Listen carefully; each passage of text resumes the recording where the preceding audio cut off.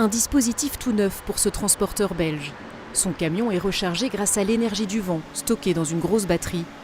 Une solution qui permet d'utiliser un maximum d'énergie verte.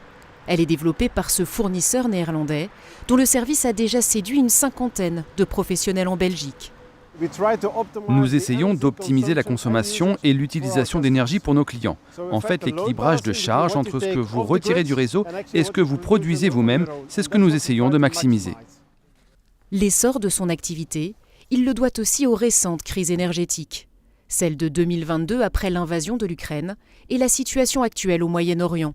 Des tensions géopolitiques qui mettent en lumière la dépendance européenne et plaident en faveur du développement des renouvelables.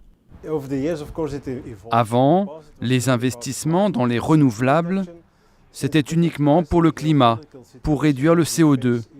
Maintenant, c'est pour savoir comment s'affranchir de régions instables dont l'Europe et la Belgique ont toujours dépendu.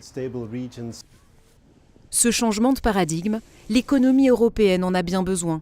Avec la fermeture du détroit d'Ormuz, la facture énergétique de l'Union a bondi de 27 milliards d'euros.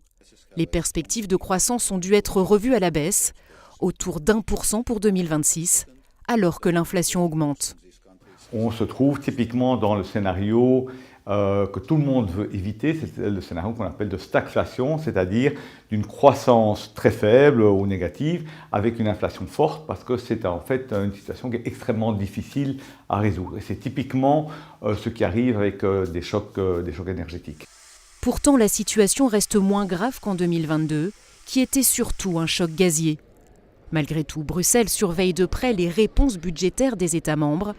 La Commission a assoupli les règles sur les aides d'État pour soutenir l'industrie, mais elle exige que ces aides restent temporaires.